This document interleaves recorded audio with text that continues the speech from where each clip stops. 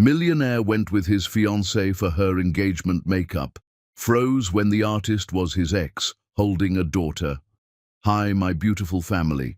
Welcome back to Mr. Peter Stories, your own family story channel. Heavenly God, we come before you with humble hearts. Please pour your mercy upon every soul listening today. Cover every woman in this family with divine strength, deep peace, and unshakable dignity. Let her never feel weak, forgotten, or alone. Bless her health, calm her worries, and reward her silent sacrifices. She is the heartbeat of the family, the quiet force behind every smile, and the light that holds generations together. Lord, bless every home here with unity, protect every heart from pain, and replace stress with hope. Heal what is unseen, lift what is heavy, and guide us with your wisdom. Let love grow stronger, faith deeper, and tomorrow brighter than today. My family, if your heart is true, stay with me. If your love is real, let it be felt. We rise together, we pray together, and we stand together, always.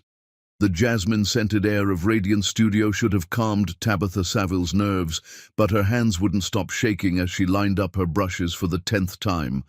Something felt wrong this morning. Not wrong like a missed appointment or a shipment delay, wrong like the universe was holding its breath before a scream. Mama, why do you keep moving the same brushes?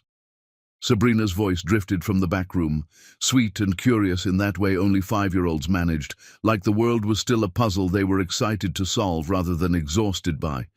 Just making sure everything's perfect, baby girl, Tabitha called back, forcing brightness into her voice. Perfect.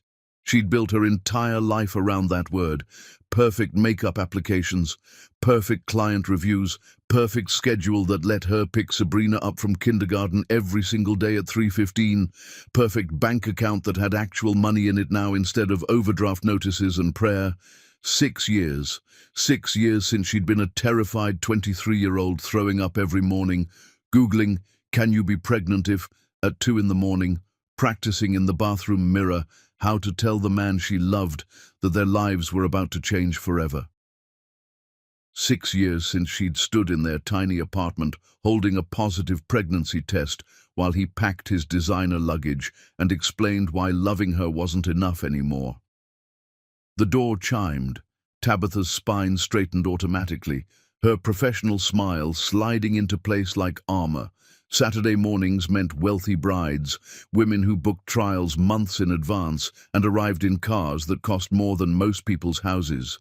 She'd fought for every single one of these clients, built her reputation brush stroke by brush stroke, transformed herself from the girl who couldn't afford groceries into the woman every bride in the city wanted touching their face. Good morning. Welcome to Radiance. The world stopped, not slowed. Stopped.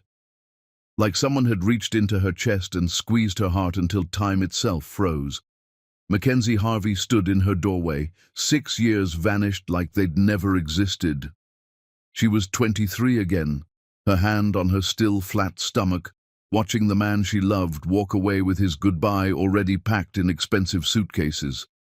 She was in the hospital alone, holding a screaming newborn with his eyes while nurses asked where the father was, and she had to say, "I don't know," because it was true. She had no idea where he'd gone, what he was doing, if he ever thought about her at all. He'd filled out. His shoulders were broader, his jaw sharper, his suit the kind that whispered money instead of shouting it. Success looked good on him. It made her want to vomit all over his perfectly polished shoes. Welcome to Radiant Studio. The words came from somewhere outside her body, professional and smooth and completely empty. You must be my 10 o'clock. The woman attached to his arm looked like old money and good breeding, all honey blonde hair and pearls and a smile that had never known real fear. Her left hand sparkled with a diamond that could probably pay Tabitha's rent for a year. Elsa Hunter, the woman said, extending that glittering hand. This is my fiancée, Mackenzie Harvey. We're getting married in 3 months and you come so highly recommended. My wedding planner absolutely insisted you were the only one who could give me the look I want. Fiancée. The word hit like a slap, like a joke, like the universe laughing at the girl who'd believed in forevers. Tabitha shook Elsa's hand, her eyes finally dragging to Mackenzie's face. He'd gone white, shock and recognition, and something that looked like horror bleeding across his features. His mouth opened slightly, closed, opened again. He looked like he'd seen a ghost. Good. She hoped he felt like he was drowning. She hoped his lungs were burning the way hers had burned every night for the first year, crying so hard she couldn't breathe while her infant daughter screamed and screamed and screamed. "I'm honored," Tabitha said, her voice steady as stone. "Please have a seat, Elsa. I'll need to ask about your vision, your dress, your venue. Mackenzie, you're welcome to wait in the lounge. There's coffee and current magazines." "I'd like him to stay." Elsa settled into the consultation chair like she belonged there, like she belonged everywhere. "I value his opinion on absolutely everything. We don't make decisions without each other." Partners. Tabitha wondered if Elsa knew how fast partners became strangers, how easy it was to wake up alone. "Of course," Tabitha murmured, pulling out her consultation form with hands that wanted to shake but refused to give him the satisfaction. "Tell me about your dress." 20 minutes of torture.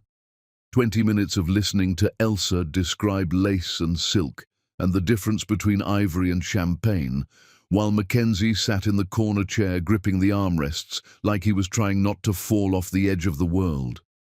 20 minutes of pretending her heart wasn't trying to beat its way out of her chest, of acting like the man who'd destroyed her wasn't sitting 3 feet away planning his future with someone else. "Mama! No! No, no, no!" Sabrina burst through the doorway, purple butterfly clips sliding sideways in her dark curls, waving a piece of construction paper covered in crayon flowers. "Mama, look! I drew our house, the big one we're gonna have someday with the garden you promised." 5 years old and perfect, and everything good Tabitha had ever done with her life. Tabitha watched Mackenzie's face as he looked at Sabrina, really looked at her, watched his eyes go wide, watched him stop breathing, watched mathematics and memory and recognition crash into him like a tidal wave. Sabrina had his mother's eyes, that specific hazel that shifted between green and gold, depending on the light. The eyes, Mackenzie used to say, were the most beautiful he'd ever seen. She had his smile, slightly crooked on the left. She had his stubborn chin, the one he'd inherited from his father. She was 5 years old. He'd left 6 years ago. The math was simple and brutal and impossible to deny. "That's beautiful, sweet girl," Tabitha managed, her voice somehow normal, somehow not screaming. "Go finish coloring it and we'll put it on the fridge tonight." "Okay," Sabrina beamed at the strangers, all innocence and joy. "Hi, I'm Sabrina. Are you getting married? Mama does the best wedding makeup in the whole city. She's magic." "Hello, Sabrina." Elsa's voice was warm, genuinely kind. "What a lovely name. And thank you. I'm sure your mama will make me beautiful." "You're already beautiful," Sabrina said with 5-year-old honesty. "Mama says everyone's already beautiful inside. She just helps them see it on the outside, too." She skipped back to her coloring, completely unaware that she'd just set fire to everything. Elsa kept talking, something about foundation and natural light and photography, but Tabitha couldn't hear her anymore, over the roaring in her ears. She nodded and smiled and took notes automatically, while Mackenzie sat frozen, his eyes locked on the doorway where Sabrina had disappeared, like he was seeing a miracle and a car crash at the same time. The consultation ended, deposit collected, appointment booked. Elsa excused herself to the restroom. Tabitha found herself alone with the ghost of her past. "Tabitha," his voice cracked like breaking glass. "Don't." She didn't look up from her appointment book. "Don't say one word." "Is she—" He couldn't even finish the question. "Your client needs you," Tabitha said, her pen pressing so hard into the paper it tore straight through. "The Belmont Grand, 3 months from now. I'll make sure your fiancée looks perfect for her special day." "Please, I need to know." She looked at him then, and whatever he saw in her eyes made him flinch like she'd struck him. "You need to know." Her voice was quiet, deadly. "You need answers. You need to understand. You need to make yourself feel better about the choices you made." "I didn't know." "No," she agreed, and her smile was all edges. "You didn't know, because you walked out before I could tell you. You left before I could show you the test. You packed your bags and gave me your speech about timing and your father's expectations and different paths while I had your daughter growing inside me. So, no, Mackenzie, you didn't know. But that's not the same as it not being your fault." Elsa's heels clicked in the hallway. Mackenzie's voice dropped to desperate. "Tabitha, please, just tell me." "See you in 3 months, Tabitha said pleasantly as Elsa appeared. "I'll send you a preparation email 2 weeks before with everything you need to know." She walked them to the door, smiled, waved, locked it behind them. Then she made it to the bathroom before she started shaking so hard she had to sit on the floor. Sabrina found her there 5 minutes later. "Mama, why are you crying?" "Happy tears, baby girl," Tabitha lied, pulling her daughter into her arms. "Just happy tears." Through the bathroom window, she watched Mackenzie's black car pull away, watched him disappear back into whatever perfect life he'd built without her. She wondered if he'd ever looked back before. She wondered if seeing Sabrina would make him look back now. She wondered if it would matter either way. Because the truth was simple and brutal. He'd had his chance to be her person 6 years ago. He'd chosen to leave, and no amount of shock or regret or mathematical certainty about paternity could change the fact that when she'd needed him most, he'd walked away without looking back. Now he could live with that. Forever. Chapter 2. When the past becomes present tense. Tabitha couldn't sleep. 2 in the morning and she was staring at her ceiling, listening to Sabrina's soft breathing from the other bed in their shared room, trying not to think about hazel eyes and expensive suits, and the way Mackenzie's face had gone white when he'd looked at their daughter. Their daughter. 6 years of referring to Sabrina as my daughter in her head, and suddenly the possessive had shifted. There. Like he had any claim. Like he'd earned the right to that pronoun. Her phone buzzed on the nightstand. Unknown number. "Please don't block this. I know I have no right to contact you. I know I don't deserve answers, but I'm begging you. Is she mine?" Tabitha stared at the text until the words blurred. Her fingers hovered over the screen, 1,000 responses fighting in her throat. "Yes, she's yours, and you missed everything. Yes, she's yours, and I hate you for it. Yes, she's yours, and she asks about her daddy sometimes, and I have to lie and say he's far away because the truth that he chose to be far away would break her heart." She deleted the message without responding and blocked the number. Sleep never came. Saturday afternoon meant Sabrina's dance class, meant sitting with the other mothers in the waiting area while tiny ballerinas twirled in the studio beyond the glass. Tabitha usually loved this hour, the normalcy of it, the way it made her feel like maybe she was doing okay at this single mother thing after all.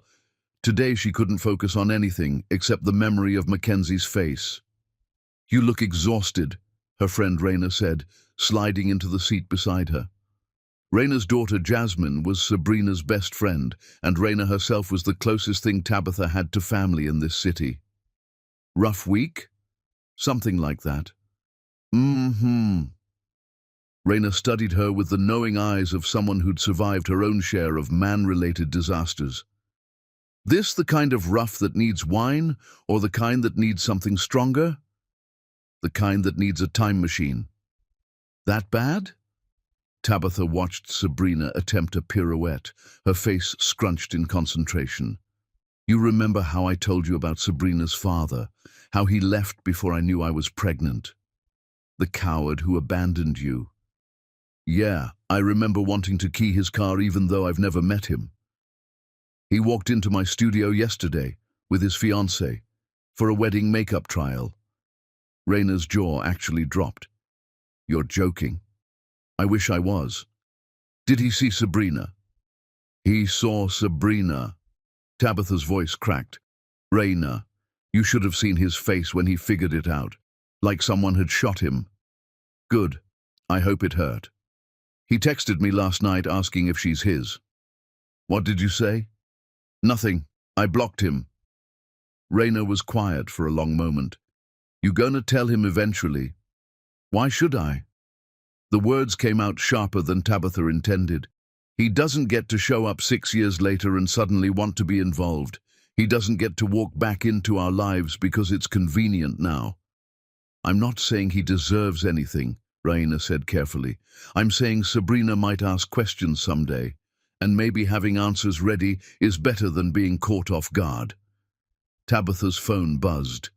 Different unknown number. I know you blocked me. I deserve that.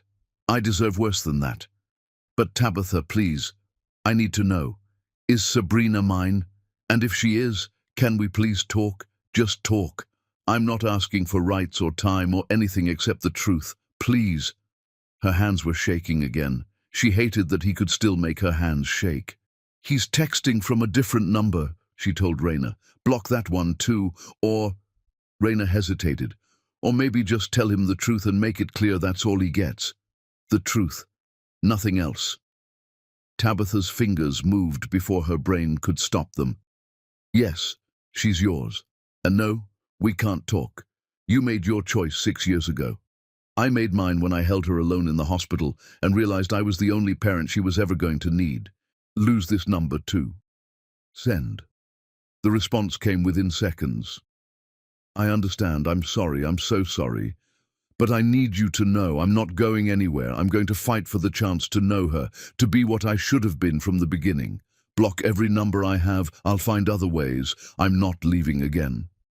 Tabitha stared at the message, ice flooding her veins. What did he say? Raina asked. He says he's going to fight for her. Can he? Legally? I don't know. Tabitha's voice was barely a whisper. He's not on the birth certificate. I never filed for child support. As far as the law's concerned, he doesn't exist. But if he pushes for a paternity test, then get a lawyer, now, before he does. Dance class ended. Sabrina ran over, flushed and happy, completely unaware that her world might be about to implode. Mama, did you see my pirouette? Miss Stephanie said it was almost perfect. It was beautiful, baby girl. Tabitha pulled her into a hug that was too tight, too desperate. You're absolutely beautiful. That night, after Sabrina was asleep, Tabitha pulled out the box from the top of her closet.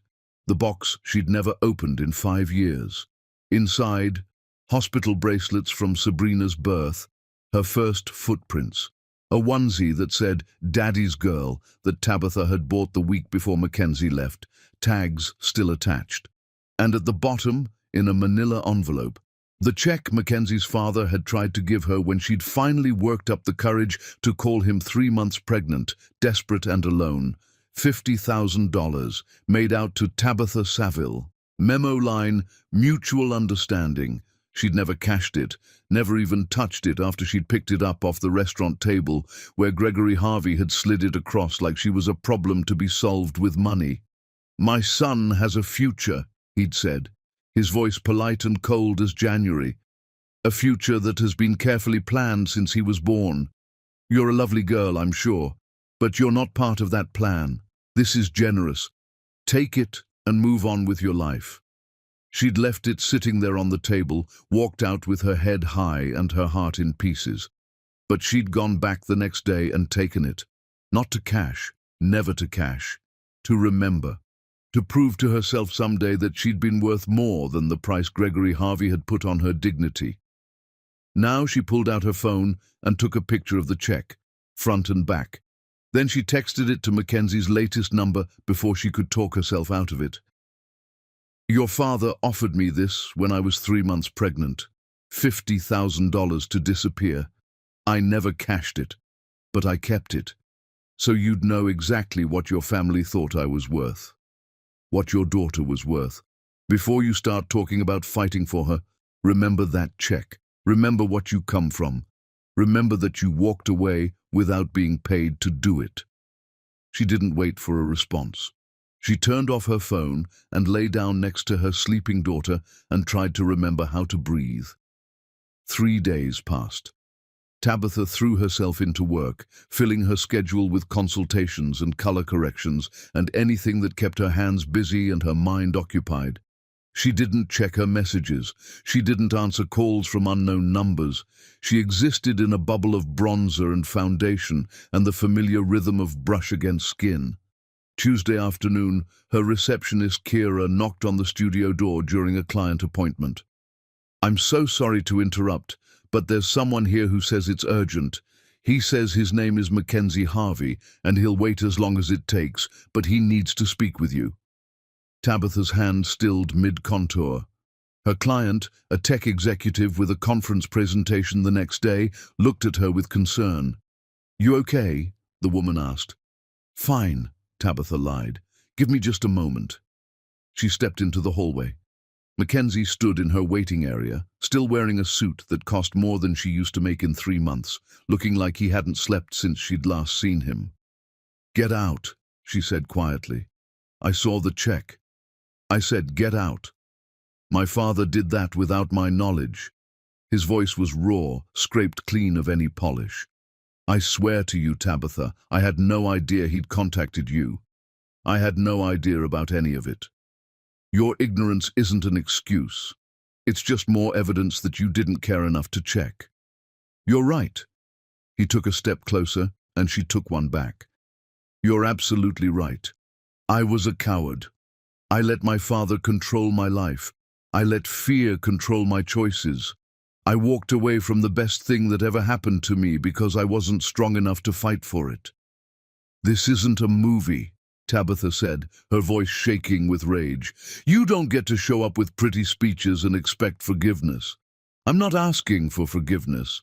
His eyes were red-rimmed, desperate. "I'm asking for a chance. Not with you, I know I destroyed that, but with Sabrina. Please, Tabitha, I'm begging you, let me know my daughter." "No. I'll take you to court." The words hung in the air between them like a threat, like violence, like a promise. Tabitha smiled, and it was terrible. "Do it. Take me to court. Fight for your parental rights, and I will tell everyone, the judge, the lawyers, the court reporter, exactly who you are. I'll tell them about the check. I'll tell them how you walked away. I'll tell them that you knew about Sabrina for less than a week before threatening legal action instead of earning the privilege of being in her life." "That's not what I—" "Get out of my studio. Don't come back. Don't contact me. Don't text me pictures of your regret and expect me to care. You had 6 years to be a father. You spent them doing anything else." She walked back into her studio, back to her client, back to the work that had saved her when he'd left her with nothing. Through the glass, she watched him stand there for a full minute before finally leaving. Her hands didn't shake while she finished the appointment. They didn't shake while she cleaned her brushes and locked up the studio. They didn't shake until she got home, and Sabrina asked, "Mama, why do you look sad?" Then they shook so hard she had to hide them behind her back. "Just tired, baby girl. Want me to sing you the song that makes you feel better?" And Sabrina sang the lullaby Tabitha had sung to her every night since birth, her 5-year-old voice sweet and slightly off-key.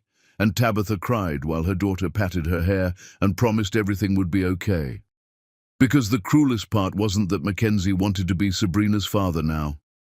The cruelest part was that Sabrina had never asked for him, had never needed him, had grown up whole and happy and loved without ever knowing what she was missing.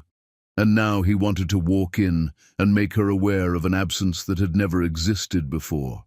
Tabitha wouldn't let him. She couldn't, even if it meant war. Chapter 3. The boardroom where empires collide. The invitation arrived on expensive cardstock, hand-delivered to Radiant Studio by a courier who made her sign for it like it contained state secrets. Savile Cosmetics cordially invited to present investment proposal to Harvey Capital Management. Thursday, 10 a.m., boardroom conference A, business attire required. Tabitha read it 3 times before the words made sense. Harvey Capital Management. Mackenzie's company.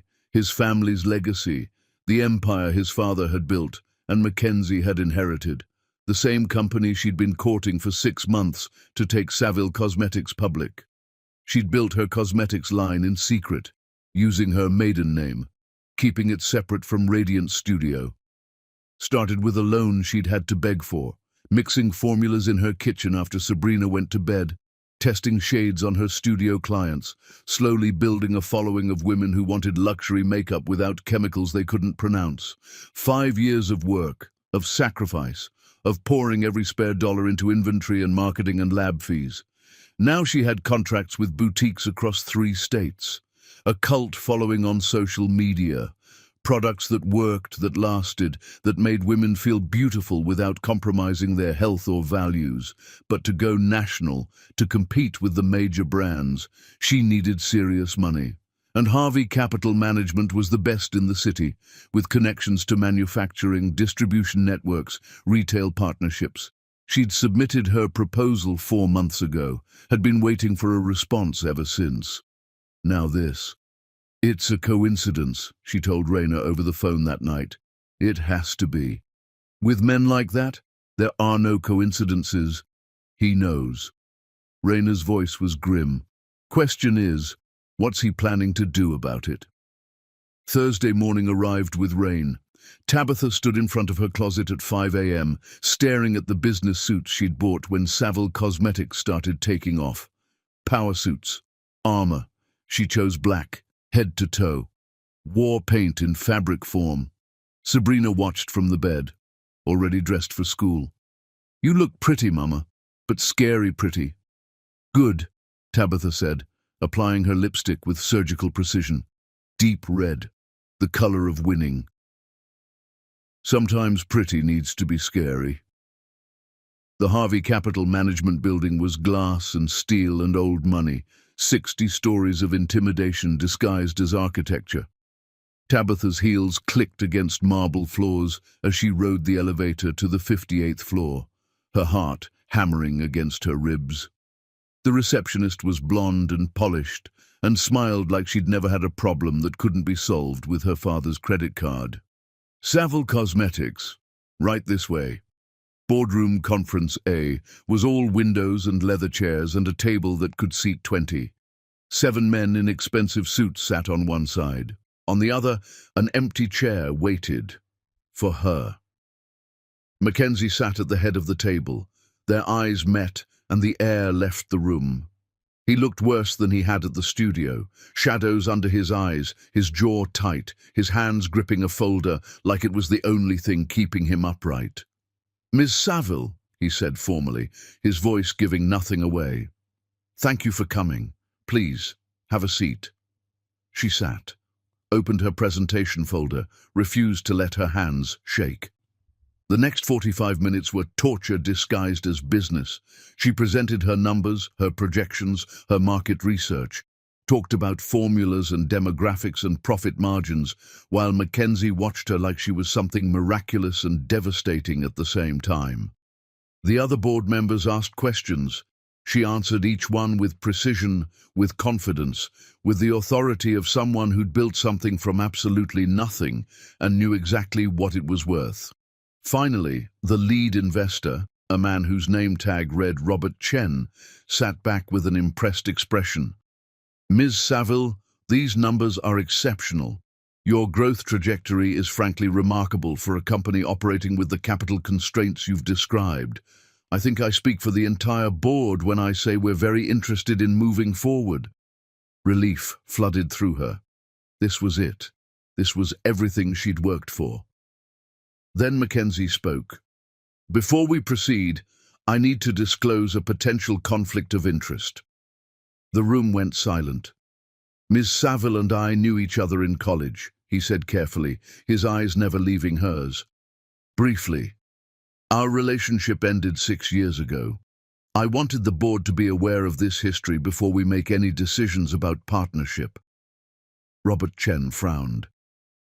"Is this history likely to impact your ability to work together professionally?" "No," Tabitha said immediately, her voice steel. "Ancient history has no bearing on current business." Agreed, Mackenzie said, but something in his voice was wrong, was desperate, was breaking. The meeting ended with promises to review contracts and lawyers and follow-up calls. Tabitha gathered her materials, ready to escape before she did something stupid, like throw her presentation folder at his head. "Ms. Saville," Mackenzie said as the other board members filed out, "could I have a moment?" "I don't think that's appropriate," she said without looking at him. "Please." The door closed. They were alone. "That was brave," she said bitterly. "Disclosing our history. Very ethical, very professional. I meant what I said. This is your company, your work, your future. I won't let our past sabotage what you've built." "How generous of you." "Tabitha, don't." She finally looked at him, and the pain in his eyes was so raw it physically hurt. "Don't do this here. Don't make this about anything except business. I can't separate them anymore." His voice cracked. "You walked into this boardroom and I remembered everything. How brilliant you are, how strong. How you used to talk about starting your own business someday, and I'd tell you that you could do anything, and I meant it. You meant it until it was inconvenient. I was weak. I was terrified. My father had my whole life planned, and you were chaos and passion and everything I wanted but couldn't figure out how to choose. So you chose nothing. You chose walking away. I chose wrong."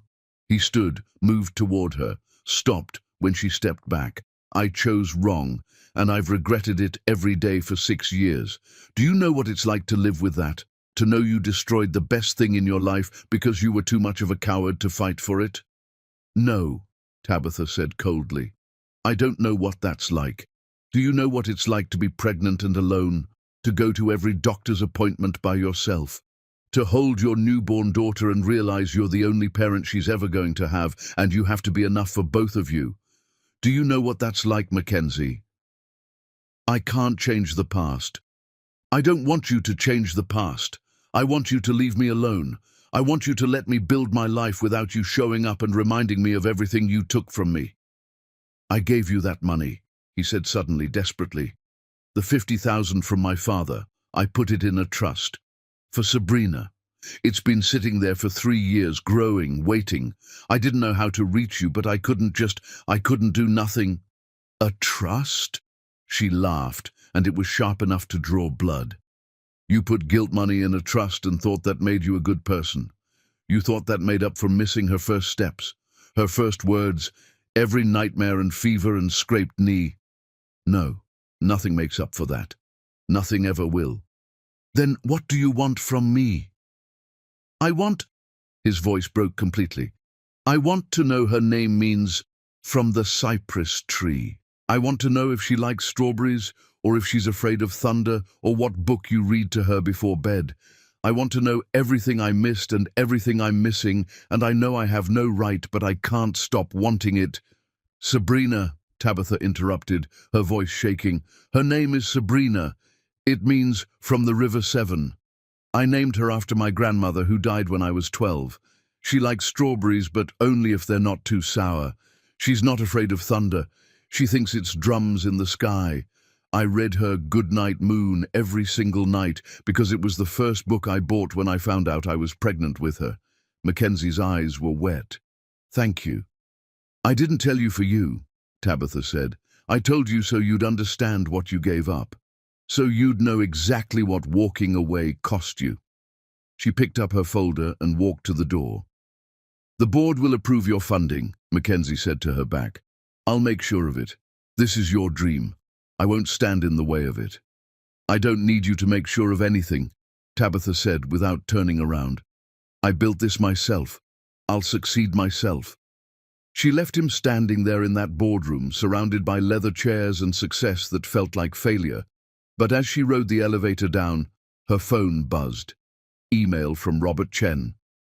"Ms. Saville, the board voted unanimously to move forward with your funding proposal. Congratulations on this achievement. Contract negotiations will begin next week. We're excited to partner with Saville Cosmetics." She'd done it. She'd actually done it. She'd won. So why did it feel like she'd lost everything that mattered? That night, Sabrina asked her the question Tabitha had been dreading. "Mama, do I have a daddy?" They were having dinner, mac and cheese from a box because Tabitha was too exhausted for anything more complicated. Sabrina had been quiet all through the meal, pushing noodles around her plate with her pink plastic fork.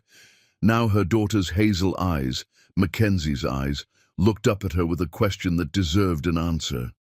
"Everyone has a daddy, sweet girl," Tabitha said carefully. "That's just biology. But where's mine? Far away. Does he know about me?" The question was a knife. Now he does. "Does he want to meet me?" Tabitha's throat closed. "I don't know what he wants, baby girl. Jasmine's daddy picks her up from school sometimes. Could my daddy pick me up from school?" "Sabrina, honey." "I'm not sad," Sabrina said quickly, her little face serious. "You're the best mama in the whole world. I just wondered if maybe I could have a daddy too, like Jasmine, but it's okay if I can't." Tabitha pulled her daughter into her lap, breathing in her strawberry shampoo, feeling her small heart beat against her own. "You are so loved, Sabrina, so completely loved." "I know, Mama. I love you too." That night, after Sabrina was asleep, Tabitha did something she swore she'd never do. She Googled Mackenzie Harvey. Pages and pages of results, society photos, business announcements, charity galas with Elsa on his arm looking perfect. Then she found it. An article from 3 years ago. Harvey Capital Management CEO takes over after founder's sudden resignation. She clicked through. Gregory Harvey, 64, stepped down from Harvey Capital Management citing personal health reasons. His son Mackenzie Harvey, 31, will assume control of the family business. Sources close to the situation report that the transition was unexpected and followed a period of estrangement between father and son 3 years ago. The same time Mackenzie claimed to have set up the trust for Sabrina. Tabitha dug deeper. Another article from the same period. Philanthropist Gregory Harvey sells estate, relocates to Florida following business exit. He'd left. Gregory Harvey had actually left the city, left his company, left his son. Something had happened 3 years ago, something big enough to fracture the Harvey empire. Tabitha's phone rang. Unknown number. She almost didn't answer, but something made her finger swipe to accept.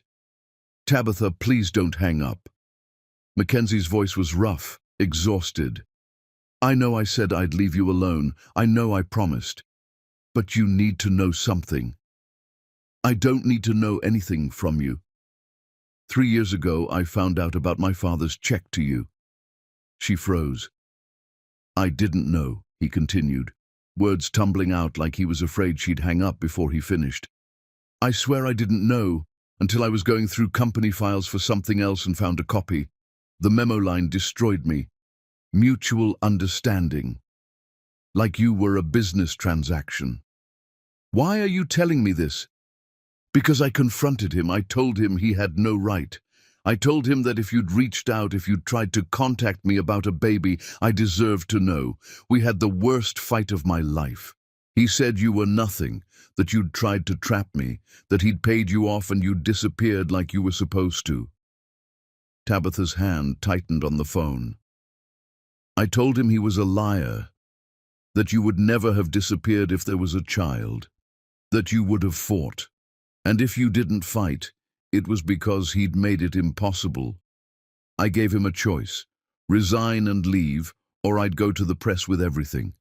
With how he'd tried to buy off a pregnant woman, how he'd hidden information from his own son, everything.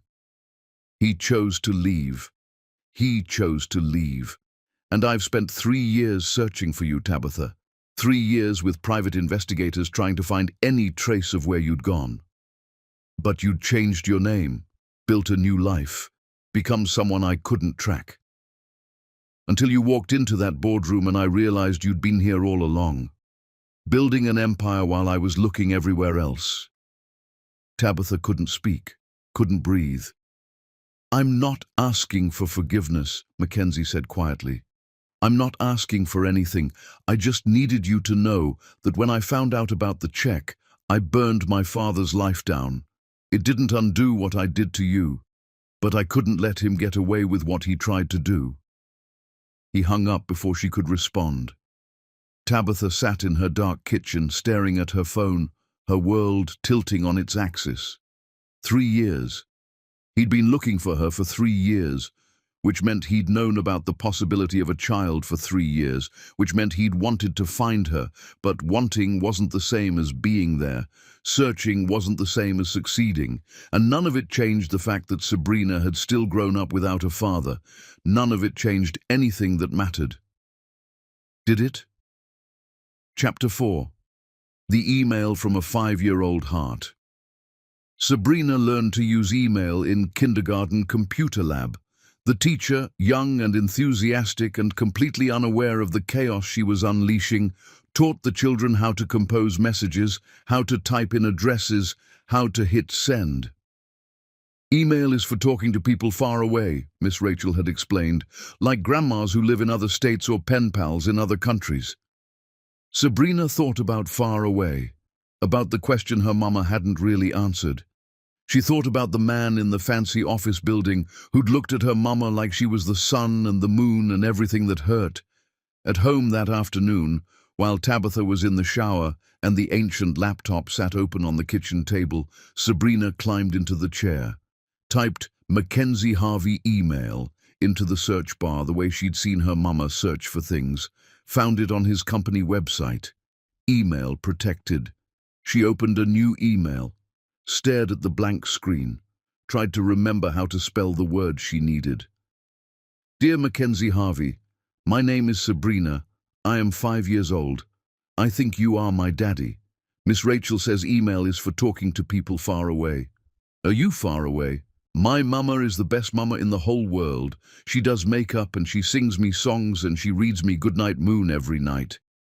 Do you like Goodnight Moon? I like strawberries and purple and butterflies.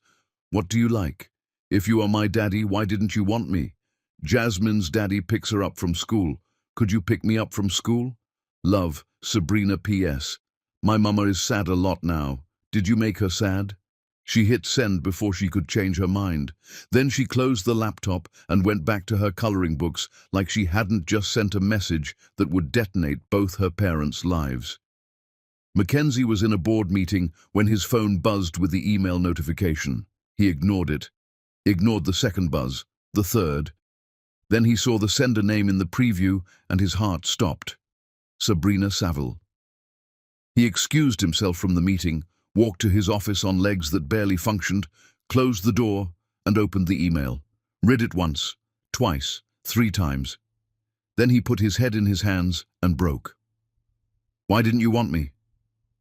5 words. 5 words from a 5-year-old who deserved so much better than the truth. His hands shook as he typed his response. "Dear Sabrina, yes, I am your daddy, and I want you to know something very important. I didn't know about you. Your mama and I were friends a long time ago, and then I made a very big mistake and left. I didn't know that you were coming. I didn't know that you existed until I saw you a few days ago. If I had known about you, I would have stayed. I would have been there for every single day. I would have read you Goodnight Moon and learned your favorite color, purple is beautiful, and picked you up from school. I like old movies and coffee and books, but I think what I would like most is getting to know you. I'm sorry I wasn't there. I'm sorry your mama has been sad. That's my fault, not yours. You didn't do anything wrong. You're perfect. I'm not far away. I'm actually very close. But whether I get to be part of your life isn't up to me. It's up to your mama. She's protecting you, keeping you safe, because that's what good mamas do. Maybe someday I can meet you properly. Until then, I'm very glad you sent me this email. Love, your daddy P.S. I have a picture of my mama, your grandmother, who had eyes exactly like yours. She died a long time ago, but I think she would have loved you very much." He hit send, then immediately panicked. Tabitha was going to kill him, but it was too late. The email was sent. The truth was out there, and Sabrina deserved truth more than she deserved his fear. Tabitha discovered the emails 3 days later. She was cleaning up after dinner, wiping down the laptop keyboard, when she noticed it was still logged into her email account. Saw the sent folder. Saw Dear Mackenzie Harvey in the subject line. Her blood turned to ice. She clicked through. Read Sabrina's email. Read Mackenzie's response. Read the chain of messages that had followed over the next 2 days. Sabrina asking about his favorite foods. Him asking about her dance class. Sabrina telling him about her best friend Jasmine. Him telling her about the first time he tried to cook and almost burned down his apartment. Simple messages. Sweet. Innocent.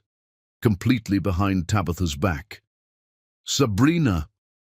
Her daughter appeared from the bedroom, still in her pajamas, her hair wild from sleep. Yes, Mama? Did you email someone without asking me first? Sabrina's face fell. I'm sorry, Mama. I know I wasn't supposed to use your email without permission. Do you understand that you told a stranger personal information? But he's not a stranger, Sabrina said, her voice small and confused.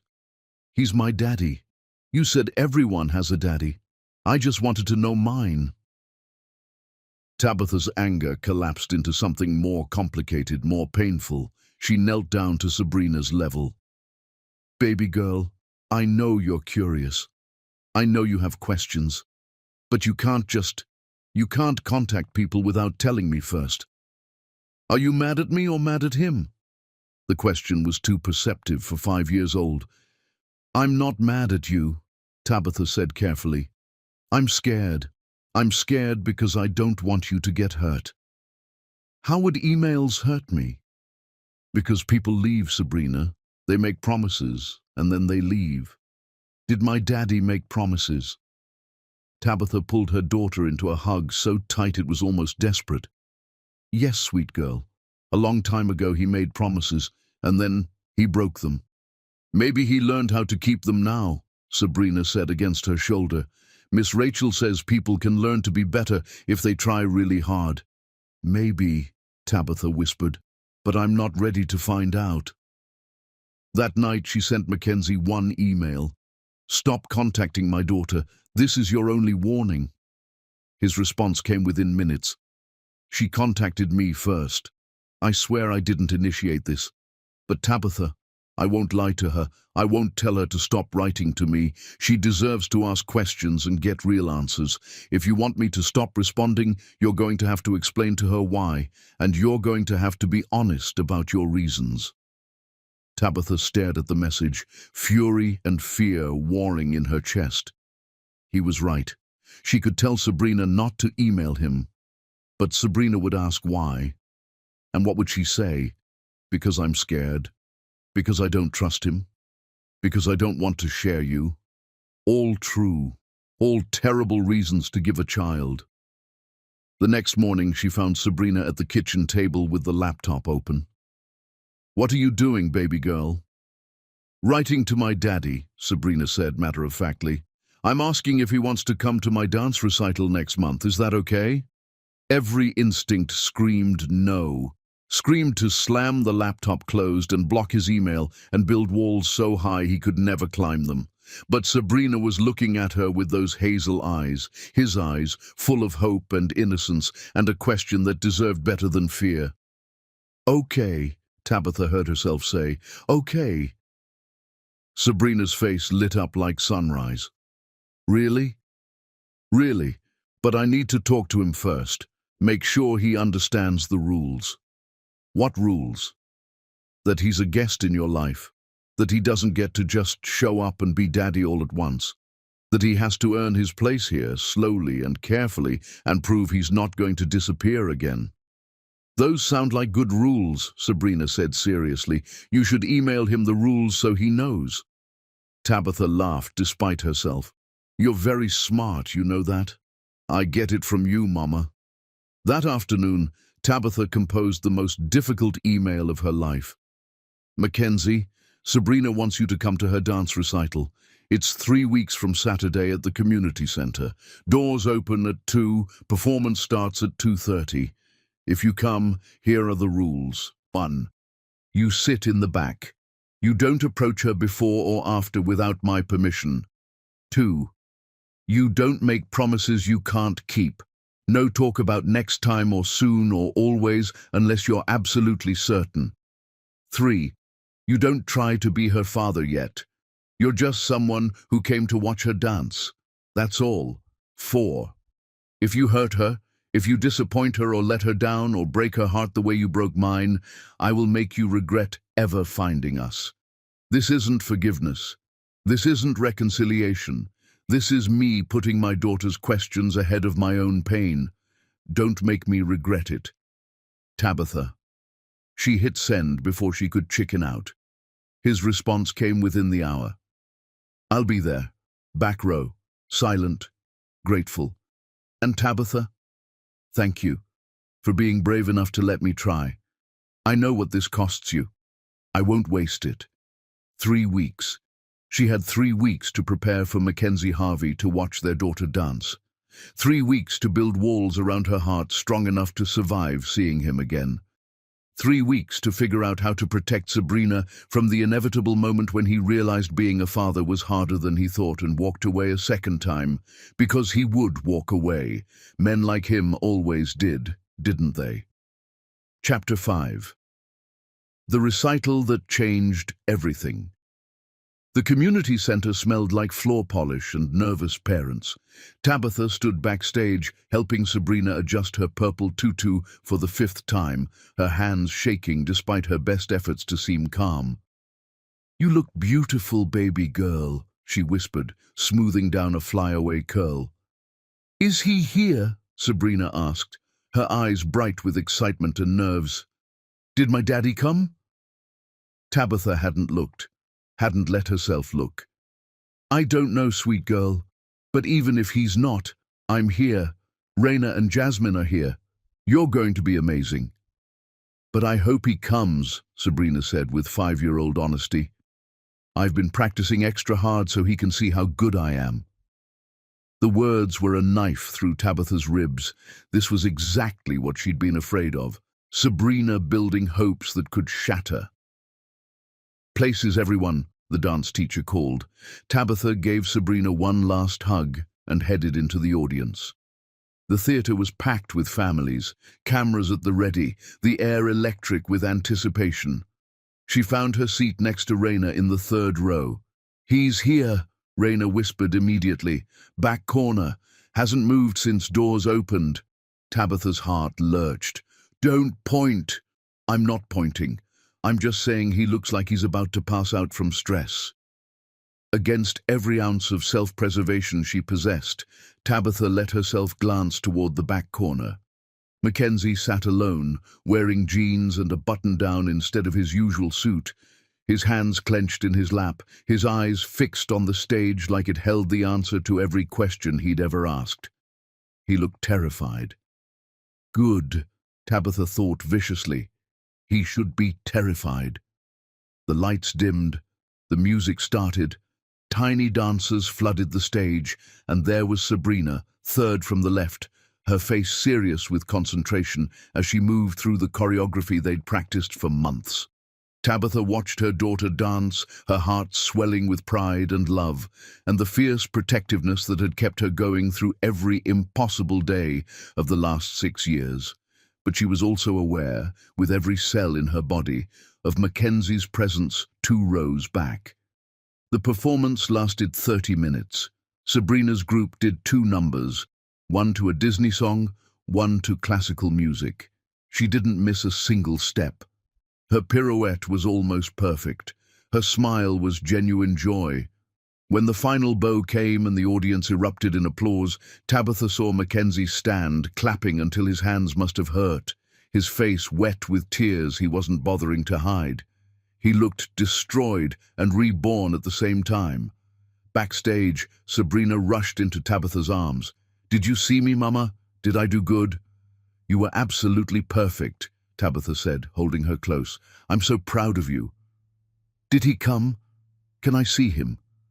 Tabitha's chest tightened. He came. But remember what we talked about. He might not be ready to meet you yet. This was just about him watching you dance. But I want to meet him, Sabrina said, her voice trembling slightly. I've been writing him emails for weeks. I want to see what he looks like in real life. Baby girl, please, Mama. Tabitha closed her eyes, took a breath, made a decision that might destroy everything. Okay, but just for a minute, and I'll be right there with you. They found Mackenzie in the lobby, standing apart from the crowd of celebrating families, looking lost and hopeful and scared. When he saw them approaching, his entire body went still.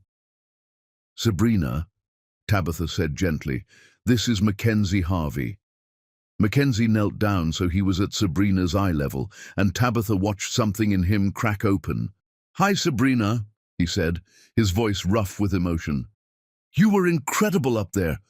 That pirouette was perfect. It was almost perfect, Sabrina corrected seriously. Miss Rachel says I need to spot better so I don't get dizzy. He laughed, and it sounded like crying. Well, it looked perfect to me. You're really my daddy? Yes, I really am. You have my eyes, Sabrina observed. They're green and gold. Mama says they change in different light. They do. My mama, your grandmother, had the same eyes. Is she dead? You said in your email she died. Yes, sweetheart, she died a long time ago. I'm sorry. That must make you sad. Mackenzie's face did something complicated. It does. But seeing you, seeing her eyes in your face, it makes me happy too, like she's still here somehow. Sabrina considered this with 5-year-old seriousness. Do you want to come to my next recital? It's in 6 months and we're doing a whole show about butterflies. I would love that, Mackenzie said, his voice breaking. If your mama says it's okay, I would love nothing more. Sabrina looked up at Tabitha expectantly, and Tabitha, looking at her daughter's hopeful face and the man who was trying so hard not to fall apart, heard herself say, We'll see. Not yes, but not no. Progress. Maybe. That night, after Sabrina was asleep, Tabitha found Mackenzie's email. Thank you for letting me come. Thank you for letting me meet her. She's everything I didn't know I was missing. Everything I don't deserve but will spend the rest of my life trying to earn. I know you don't trust me. I know you have every reason to keep me at arm's length, but I'm asking, begging, for a chance. Not for me, for her. Let me take you both to dinner. Nothing fancy, just pizza or burgers or whatever Sabrina likes. Let me try to be what I should have been from the beginning. Please. Tabitha stared at the message until the words blurred. Dinner. The 3 of them. Like a family. Except they weren't a family. They were 2 strangers connected only by a 5-year-old girl who deserved better than their broken history. But Sabrina's voice echoed in her head. I want to know my daddy. Her fingers moved before her brain could stop them. Saturday, 5 o'clock, Mario's Pizza on 4th Street. Sabrina's favorite. You're late, you're out. You say the wrong thing, you're out. You make her cry. You're dead.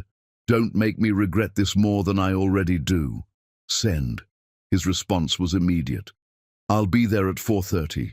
Thank you, Tabitha, for everything. She closed the laptop and put her head in her hands. What was she doing? Opening her life to the man who'd destroyed it? Giving him access to the daughter he'd had no part in creating? But then she thought of Sabrina's face when she'd met Mackenzie. The wonder, the joy, the simple happiness of a question finally answered. Maybe this wasn't about Tabitha's hurt. Maybe it was about Sabrina's hope. Maybe she could survive being destroyed again if it meant her daughter didn't have to grow up with unanswered questions. Maybe. Saturday arrived with perfect weather, and Tabitha's nerves completely shredded. She changed clothes 3 times before settling on jeans and a sweater. Nothing that looked like she was trying too hard, nothing that could be misinterpreted as caring what he thought. Sabrina wore her favorite purple dress and her butterfly clips and talked non-stop about all the things she wanted to tell her daddy. They arrived at Mario's at exactly 5 o'clock. Mackenzie was already there, sitting in a booth by the window, wearing casual clothes and an expression of barely controlled terror. He stood when he saw them, his movements awkward, like he didn't know what to do with his hands. "Hi," he said. Then to Sabrina, "Hi, princess." "I'm not a princess," Sabrina informed him seriously as she climbed into the booth. "I'm a dancer. Princesses just wait to be rescued. Dancers work hard and make their own magic." Mackenzie's smile was genuine, warm. "You're absolutely right. Hi, dancer." Tabitha slid into the booth across from him, her body rigid with tension. The next 2 hours were surreal. They ordered pizza, pepperoni for Sabrina, vegetarian for Tabitha, meat lovers for Mackenzie. They talked about school and dance class and Sabrina's favorite books. Mackenzie asked questions and listened to answers like Sabrina was the most fascinating person he'd ever met. And maybe she was. Tabitha watched him with her daughter, the way he was careful not to interrupt, the way he laughed at her jokes, the way he looked at her like she was a miracle he didn't quite believe in, and something in her chest cracked open despite her best efforts to keep it closed. This was what Sabrina should have had from the beginning. This attention, this love, this father who actually wanted to know her. And he'd missed it, missed all of it, because he'd been weak. But he was trying now. She could see him trying. "Mama, can I go play the claw machine?" Sabrina asked, pointing to the arcade game in the corner. "Sure, baby girl. Here's some quarters." Sabrina skipped away, leaving Tabitha alone with Mackenzie for the first time since the boardroom. The silence stretched between them like a gulf. "She's incredible," Mackenzie said finally, his voice thick. "Tabitha, she's the most incredible person I've ever met." "I know. You did this. You raised her to be confident and smart and kind. You did this alone and you made it look easy and I—" His voice broke. "I'm so sorry. I'm so fucking sorry for everything I missed. Everything I made you carry alone. Sorry doesn't change anything. I know. But I need you to hear it anyway. I need you to know that not a day has gone by in 6 years where I didn't think about you, where I didn't wonder if I'd made the biggest mistake of my life." "You did," Tabitha said flatly. "You made the biggest mistake of your life, and now you're trying to fix it with pizza and apologies and cute questions for a 5-year-old. I'm not trying to fix it. I know I can't fix it. I'm just trying to be here, to be present, to be what I should have been." "For how long?" The question came out sharp, angry. "How long until this gets hard? How long until being a father interferes with your career or your life or your next fiancé?" "I'm not engaged anymore." Tabitha's heart stuttered.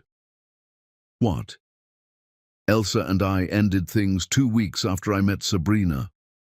I told her the truth, that I'd discovered I had a daughter, that I needed to focus on figuring out how to be in her life.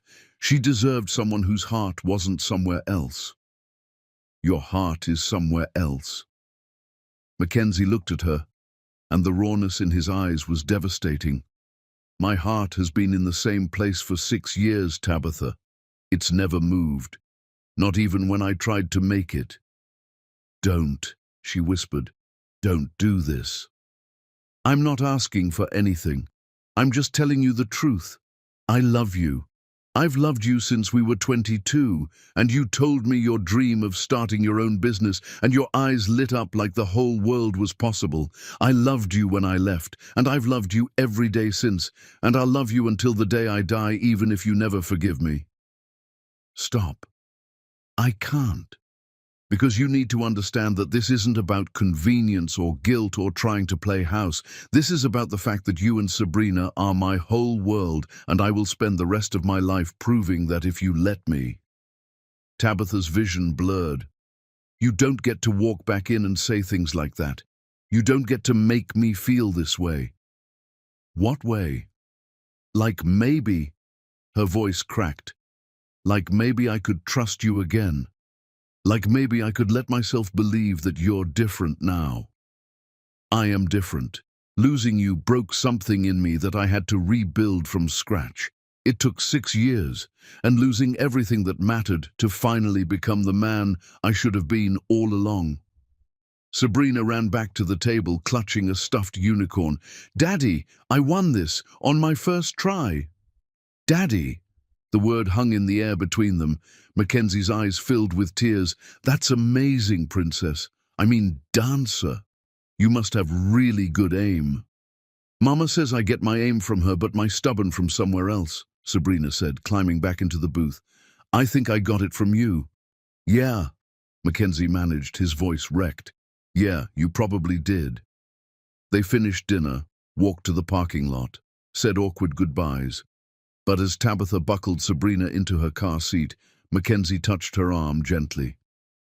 "I meant what I said in there. All of it. I know you need time. I know you need proof. I'll spend the rest of my life giving you both." Then he did something that shattered every wall she'd built. He got down on his knees in the parking lot, right there on the cold pavement, and looked up at her with everything he'd ever felt written across his face. "Please," he said, "please give me a chance to earn you back. Both of you. I know I don't deserve it. But I'm asking anyway." Tabitha stared at him. This man who'd destroyed her and was now begging in a pizza parlor parking lot, and felt something inside her shift. Not forgiveness. Not yet. But maybe the possibility of it. "Get up," she said quietly. "People are staring." He stood, his eyes never leaving hers. "We're going to take this slow," Tabitha said. "So slow it'll make you crazy.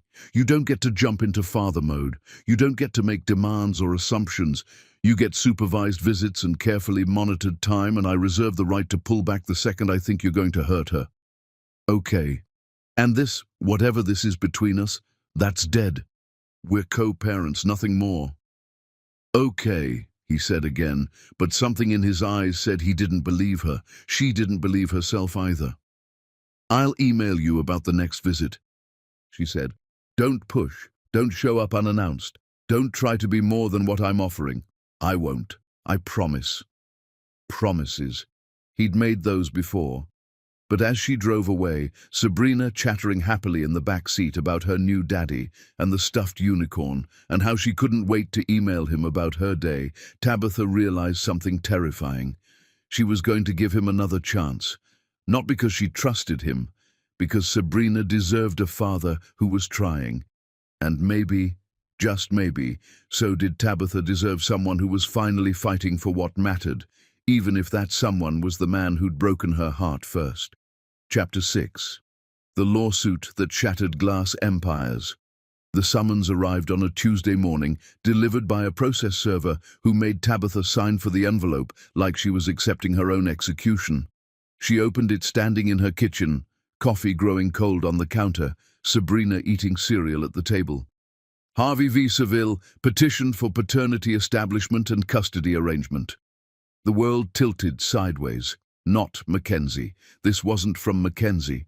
The filing attorney, Gregory Harvey, Mackenzie's father, the man who'd tried to pay her to disappear, the man who'd resigned in disgrace 3 years ago, he was suing her for grandparents' rights. Tabitha's hands shook so hard the papers scattered across the floor. "Mama," Sabrina's voice was worried. "What's wrong?" "Nothing, baby girl." Lie. Enormous lie. "Finish your breakfast." She called Raina with fingers that barely functioned. "He's suing me," Tabitha said without preamble. "Mackenzie's father is suing me for the right to see Sabrina." "Can he do that?" "Apparently in this state, he can, if he can prove he's been denied access to his grandchild unreasonably." Tabitha's voice was rising, panic clawing at her throat. "But I didn't even know he wanted access. I didn't know he cared." "Calm down, breathe. We'll figure this out." "How? How do I fight this? I don't have lawyer money. I put everything into the business." "Then you call Mackenzie, and you make him fix this." "I can't." "The hell you can't. This is his father, his problem, his mess to clean up." Tabitha hung up and immediately called the number Mackenzie had given her for emergencies. He answered on the first ring. "Tabitha, is everything okay? Is Sabrina? Your father is suing me." Silence. Then, what? Grandparents' rights. He filed this morning. Did you know? I had no idea. Tabitha, I swear I had no... Wait. Give me 10 minutes. Don't do anything. Don't call anyone. Just wait. He hung up. 11 minutes later, Mackenzie's car screeched into her apartment complex parking lot. He pounded on her door looking like he'd run the entire way, his hair wild, his shirt half untucked. "Let me see the paperwork," he demanded the second she opened the door. She handed him the summons, watched his face go from shock to rage to something that looked like pure devastation. "This is dated last week," he said slowly. "He filed last week and had it served today, so I wouldn't have time to stop it. Can you stop it?" "I'm going to try." He pulled out his phone, dialed a number. "Dad, call me back in the next 10 minutes or I'm going to the press with every single thing you did, every check you wrote, every threat you made, all of it." He hung up. His phone rang within 5 minutes. Mackenzie answered on speaker. "What the hell do you think you're doing?" Gregory Harvey's voice was cold, clipped, absolutely unrepentant. "I could ask you the same question," Mackenzie said. "You're suing for access to a granddaughter you've never met, a granddaughter whose mother you tried to pay off?" "That's precisely why I'm suing. You've clearly fallen under that woman's influence again. You're too weak to see what she's doing, using the child to manipulate you back into her life. I'm protecting our family's interests. By traumatizing a 5-year-old with legal battles? By ensuring my grandchild knows her family, her real family, not just some gold-digging makeup artist who trapped you with a pregnancy." Tabitha lunged for the phone, but Mackenzie held up a hand. "Here's what's going to happen," Mackenzie said, his voice terrifyingly calm. "You're going to withdraw this lawsuit. Today. Within the hour. Or what? Or I release everything. The check you wrote to Tabitha, the emails where you called her the problem, the way you've spent 3 years trying to erase her existence. I'll give it all to the press, to our investors, to everyone who still thinks you're a man of integrity. You wouldn't dare. Try me. I chose wrong 6 years ago when I listened to you instead of fighting for her. I chose wrong again when I let you intimidate me into walking away. I'm done choosing wrong. So either you withdraw this lawsuit or I destroy what's left of your reputation. I'm your father. You stopped being my father when you tried to buy off the woman I loved while she was carrying your grandchild.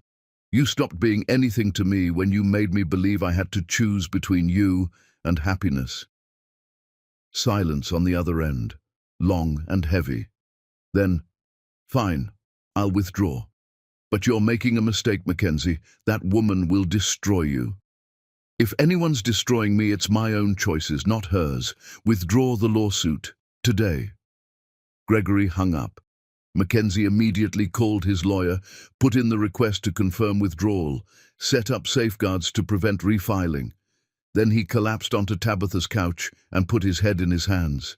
"I'm so sorry," he said. "I'm so fucking sorry. I thought he'd given up. I thought when he moved to Florida he was finally leaving us alone." "He's never going to leave us alone," Tabitha said quietly. "Men like him don't give up control." "Then I'll keep fighting him. Every time. Forever if I have to." Sabrina appeared in the doorway, still in her pajamas. "Why are you here, Daddy? Is it time for another pizza dinner?" The casual way she said "Daddy," like it was natural, like it belonged to him, made Mackenzie's face do something complicated. "Not today, Princess. I just had to talk to your mama about some grown-up stuff." "Boring grown-up stuff. Very boring." "Okay. Want to see my new coloring book? It has unicorns." Mackenzie looked at Tabitha. She nodded permission. For the next hour, she watched Mackenzie sit on her living room floor with their daughter, coloring unicorns and talking about kindergarten and listening like every word Sabrina said was scripture. This was what she'd needed 6 years ago. This presence, this attention, this man who was finally choosing right. But 6 years was a long time. And trust, once broken, didn't heal just because someone finally decided to try. When Sabrina got distracted by cartoons, Mackenzie joined Tabitha in the kitchen. "I need to tell you something," he said, "about the business funding." Her stomach dropped. "Please don't tell me your father sabotaged that too." "No, the opposite." Mackenzie took a breath. "The board approved your funding, but they had conditions. They wanted majority control, wanted to install their own CEO, basically wanted to buy your company and make you an employee." "What?" "I voted against it, alone. The board overruled me, so I—" He ran a hand through his hair. "I used my personal money to match their offer. Better terms, no control, you stay CEO.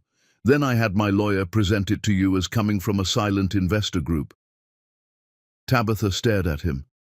"The investor group that funded Savile Cosmetics going public, that was you. That was me. How much money are we talking about? 8 million, give or take." The number hit like a physical blow.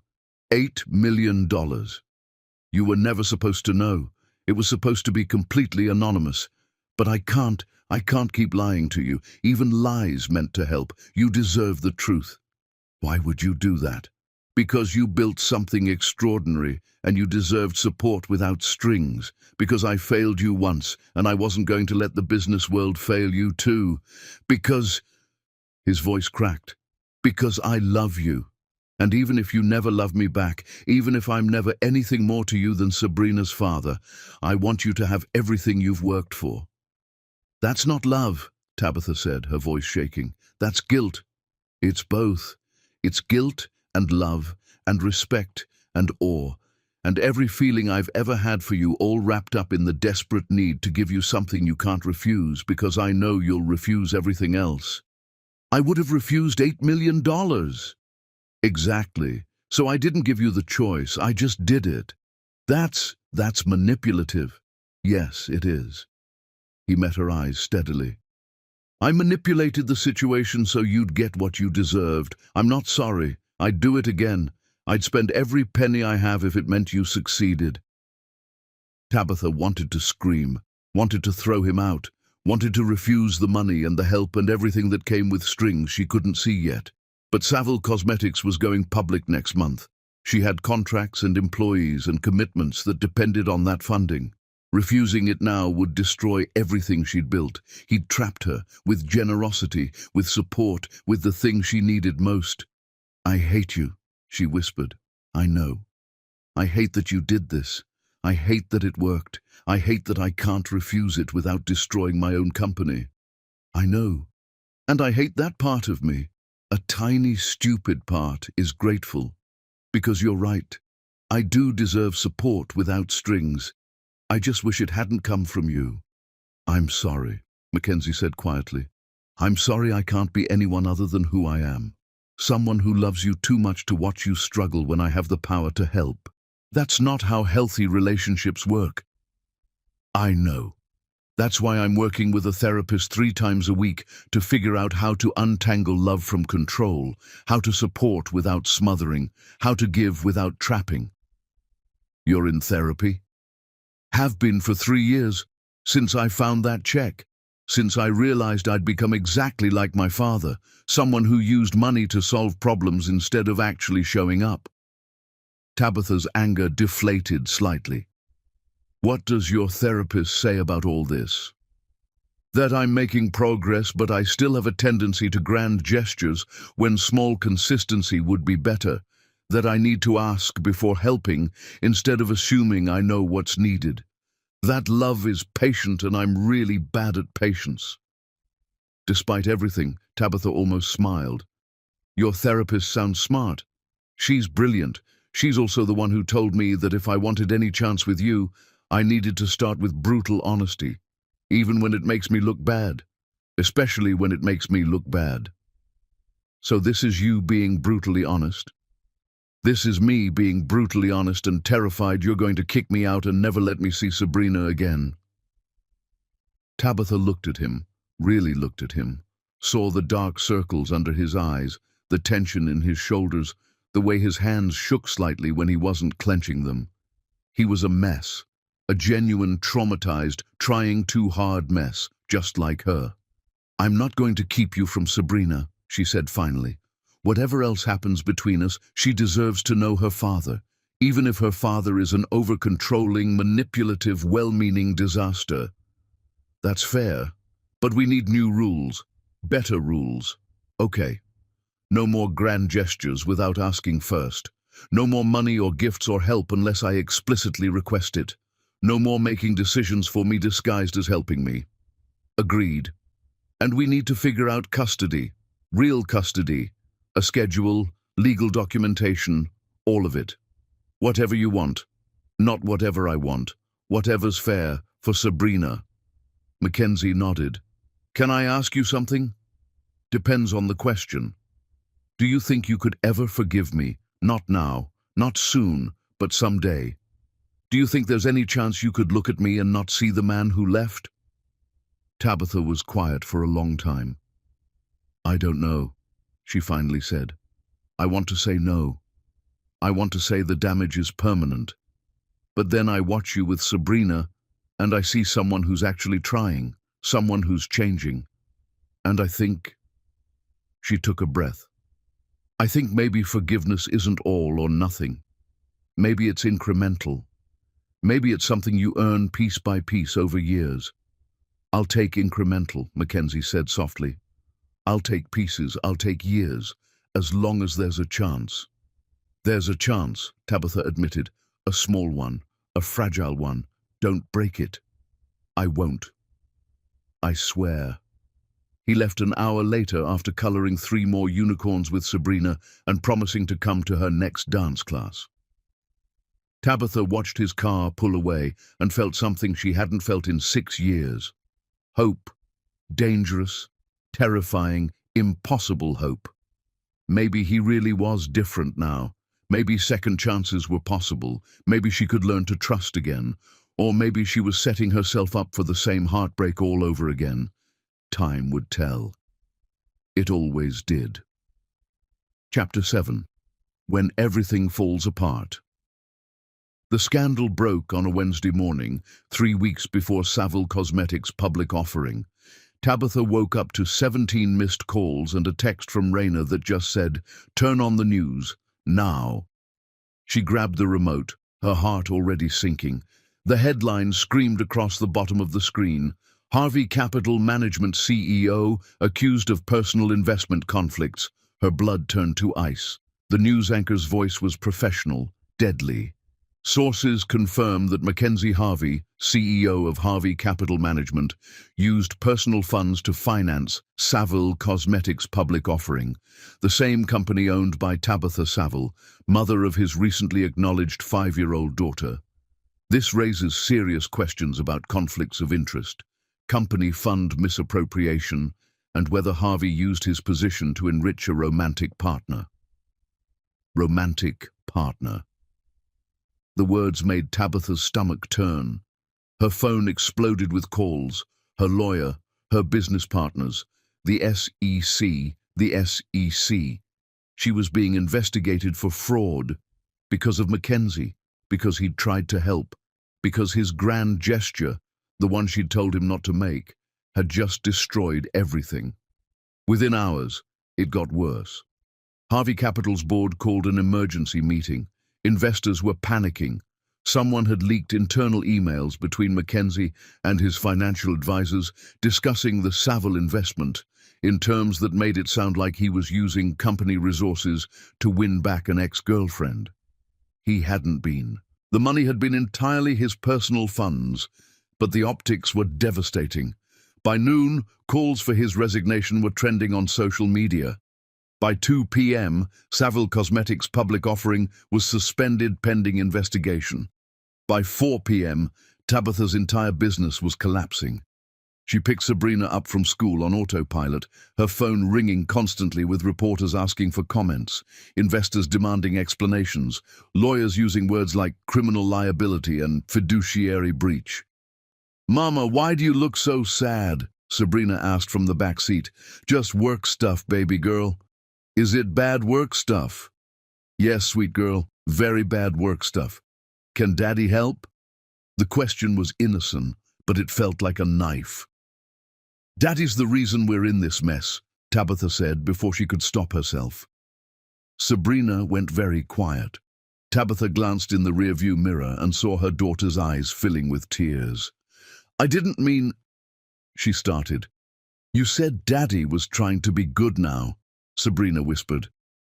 "You said he was learning to be better." "He is, baby. He made a mistake, a really big mistake." "Are you going to leave him like he left you?" The question stopped Tabitha's heart. "What? You told me Daddy left when you needed him. Are you going to leave him now that he needs you?" Out of the mouths of 5-year-olds came devastating truth. Tabitha pulled over, unbuckled her seatbelt, climbed into the back seat with her daughter. "Listen to me, sweet girl. This situation is really complicated, grown-up complicated, but I promise you, whatever happens between me and Daddy, it won't change how much he loves you, or how much I love you, okay? But you're mad at him. I'm very mad at him, because he did something I asked him not to do, and now it's causing big problems." "Sometimes I do things you ask me not to do," Sabrina said, "and you're mad, but you still love me. That's different. Is it?" Tabitha stared at her daughter, this wise, perceptive, 5-year-old person who apparently understood human nature better than most adults. "No," she admitted, "maybe it's not different." That night, after Sabrina was asleep, Mackenzie showed up at her door. He looked like he hadn't slept in days, like he'd aged a decade in hours. "I resigned," he said without preamble. "What?" "From Harvey Capital, effective immediately. I gave them everything, the company, my voting shares, my seat on the board, all of it. Mackenzie, that's your family's legacy. My family's legacy is built on control and manipulation and hurting people to maintain power. I'm done with it, done with all of it." He handed her a folder. "These are statements from my financial advisors, proving the Savile investment came entirely from my personal inheritance from my mother. Not company funds, not investor money. Mine. The SEC investigation should clear you within 48 hours. And you? I'm probably going to be investigated anyway. My reputation is destroyed. But you'll be fine. Your company will be fine. That's what matters." "You threw away your career," Tabitha said slowly. "For me. I threw away a career I never wanted in the first place. My father built Harvey Capital. I just ran it because I was too weak to do anything else. Now I'm free." He laughed, and it sounded broken. "Unemployed and destroyed, but free. What are you going to do?" "I don't know. Figure out who I am without my last name attached to money and power. Maybe go back to school. Maybe start something new. Maybe just exist for a while without being Gregory Harvey's son or Mackenzie Harvey, the CEO." "That's not a plan." "No, it's not. It's a disaster, but it's an honest disaster, and I'm tired of being dishonest." Tabitha should have felt vindicated, should have felt like justice had finally been served, him losing everything like she'd lost everything 6 years ago. Instead, she just felt sad. "You didn't have to resign," she said quietly. "Yes, I did. Because the board was going to fire me anyway, and this way I got to control the narrative. Got to make sure you were protected." He met her eyes. "I'm not asking for credit. I'm not asking for gratitude. I'm just telling you what happened. Where are you going to live? Your apartment was company housing. I'll figure something out. Maybe a hotel for now. Maybe renting, I don't know." "That's idiotic." "Probably. You could—" Tabitha stopped herself, took a breath, regretted what she was about to say even as the words formed. "You could stay in my guest room, temporarily, just until you figure things out." Mackenzie stared at her like she'd offered him the moon. "You don't mean that." "I do. Sabrina should be able to see her father without scheduling appointments. And you—" She swallowed hard. "You just lost everything trying to protect me. The least I can do is offer you a place to sleep while you put your life back together." "Tabitha, I can't accept—" "Shut up and say thank you." "Thank you," he whispered, his eyes wet. Thank you. He moved in 2 days later with a single suitcase and the broken pieces of his former life. And Tabitha tried not to think about what it meant that the man who destroyed her 6 years ago was now sleeping 20 feet away. Tried not to think about the way he made pancakes with Sabrina every morning. Tried not to think about the way he did dishes without being asked and left her coffee exactly how she liked it on the kitchen counter. Tried not to think about the way it felt almost normal, almost right, almost like the family they should have been all along. Tried, failed, kept trying anyway. Because this, whatever this was terrifying and complicated and absolutely not what she'd planned. But maybe the best things never were. Chapter 8. The breaking point nobody saw coming. Living with Mackenzie Harvey was nothing like Tabitha had imagined. She'd expected awkwardness, tension, careful distance and polite avoidance. Instead, she got normal. Infuriatingly, devastatingly normal. He cooked breakfast while she got Sabrina ready for school. He did grocery shopping because he needed something to do anyway. He fixed the leaky faucet she'd been meaning to call someone about for 6 months. He read Goodnight Moon to Sabrina every single night, his voice cracking on the last page because it meant something now. He existed in her space, like he'd always been there, like he belonged. 3 weeks passed. The SEC cleared Tabitha of any wrongdoing.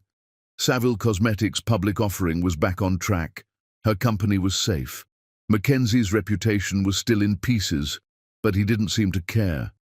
He was taking online classes in education, talking about maybe teaching, maybe working with kids, maybe using his business degree for something that actually mattered.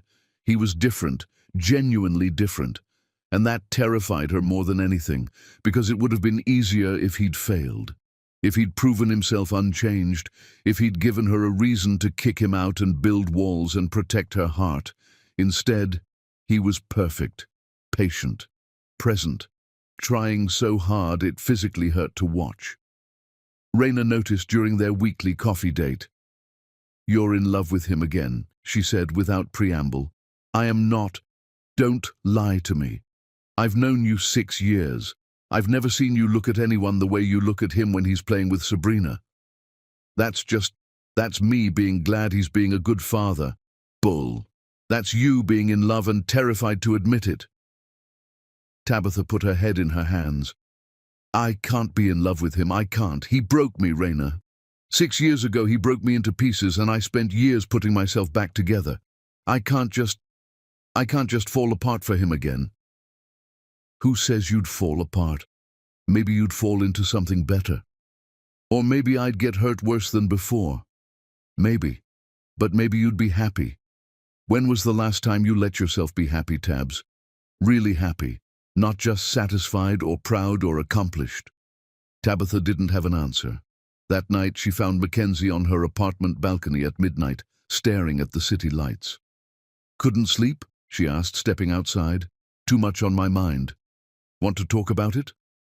He looked at her, and something in his expression made her breath catch. "I'm falling in love with this life. This small, simple life where I make pancakes and read bedtime stories and exist without boardrooms or expectations. And it scares me." "Why?" "Because it's temporary. I'm living in your guest room. I'm here on borrowed time until I figure my life out and move on. And I don't—" His voice cracked. "I don't want to move on. I want to stay here, with you and Sabrina, forever. But I know I can't ask for that." "Why not?" "Because I haven't earned it. Because 6 weeks of being a decent father and housemate doesn't erase 6 years of absence. Because you're letting me stay out of kindness, not love. You don't know what I feel, don't I?" He turned to face her fully. "Tell me I'm wrong. Tell me you feel nothing when you look at me. Tell me this is just temporary and you're counting the days until I leave."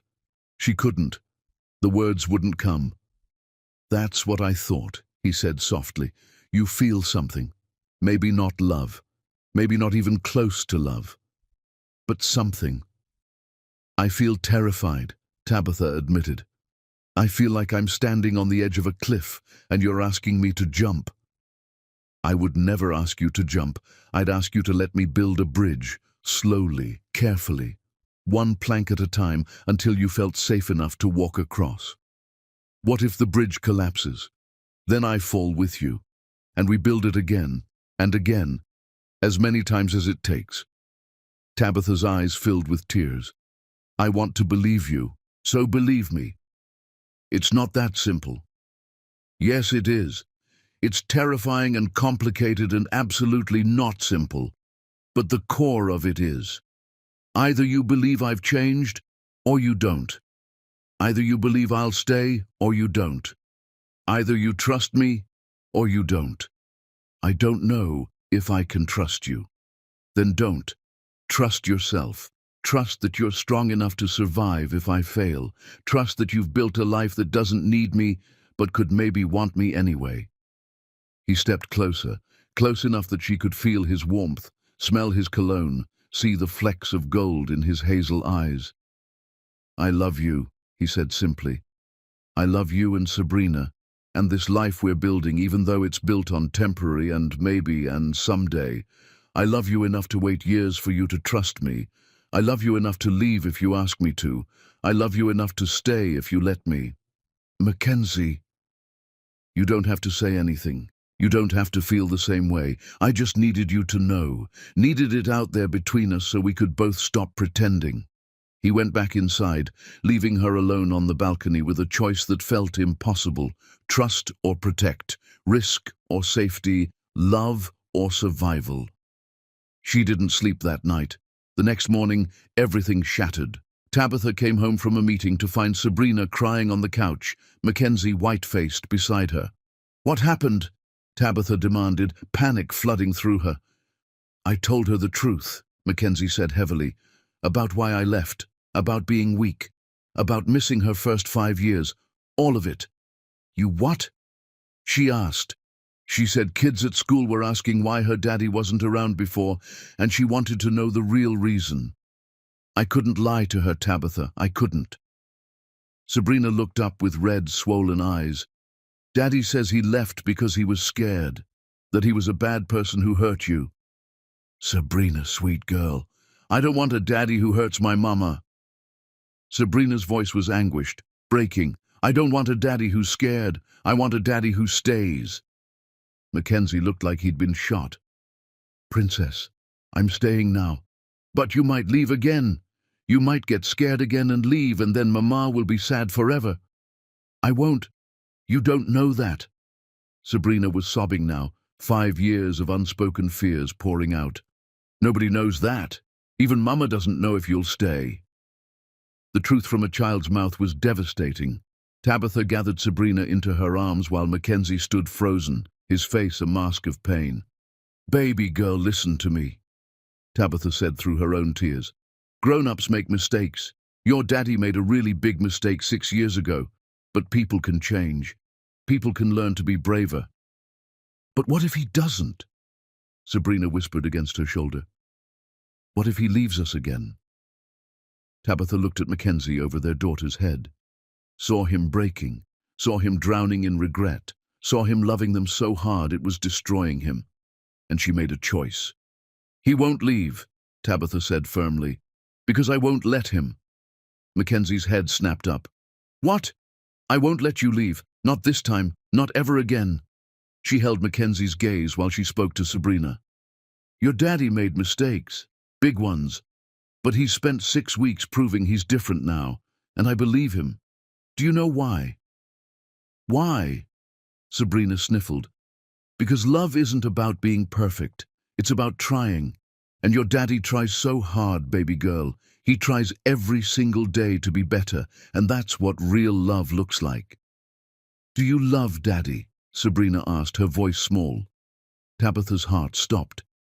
Yes, she heard herself say. Yes, I love your daddy.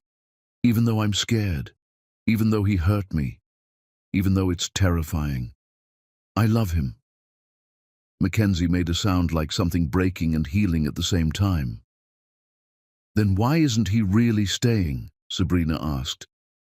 Why does he sleep in the guest room and talk about moving out and act like this isn't forever? Because, Tabitha said, her eyes never leaving Mackenzie's, I haven't asked him to stay forever, but I'm asking now. She set Sabrina down gently, crossed the room to Mackenzie, and did something she'd sworn she'd never do. She kissed him, soft, careful, full of 6 years of pain and healing and maybe. When they broke apart, he was crying. Are you sure? He whispered. No, I'm terrified, but I'm sure enough to try. Are you? I've never been more sure of anything in my life. Sabrina tackled them both, her arms around their legs, her voice bright with hope. Does this mean we're a real family now? Tabitha looked at Mackenzie, saw their daughter between them, saw the future she'd been too scared to imagine. Yeah, baby girl, she said, we're a real family now. And for the first time in 6 years, Tabitha let herself believe in forevers. Chapter 9. The courtroom where truth finally mattered. The custody hearing was supposed to be a formality.